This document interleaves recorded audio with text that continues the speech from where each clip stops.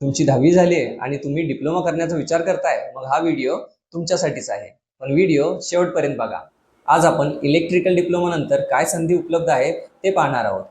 या क्षेत्रात सरकारी, खाजगी, भारतात आणि परदेशात भरपूर संधी उपलब्ध आहेत. सर्वप्रथम पाहूया सरकारी क्षेत्रातील संधी. डिप्लोमा इलेक्ट्रिकल झाल्यानंतर इंडियन रेल्वेजमध्ये ज्युनियर इंजिनियर आणि टेक्निशियन्स पदे उपलब्ध आहेत. तसेच महाराष्ट्र इलेक्ट्रिसिटी बोर्ड, NTPC, भेल यासारख्या PSU मध्येही नोकऱ्या उपलब्ध आहेत. त्याचबरोबर राज्य व केंद्र शासनाच्या विविध विभागांमध्ये electrical supervisor, inspector, junior engineer यासारखी पदे सुद्धा उपलब्ध असतात. आता खाजगी क्षेत्रातील संधी बघूया.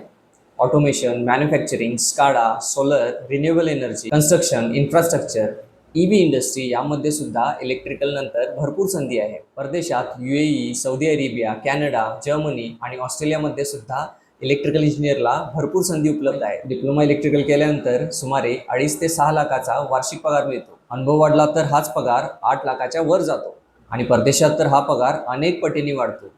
म्हणूनच जर आपण डिप्लोमा करणार असाल तर इलेक्ट्रिकल हा एक उत्तम पर्याय आहे. माहिती आवडली असेल तर नक्की शेअर करा आणि फॉलो करायला विसरू नका.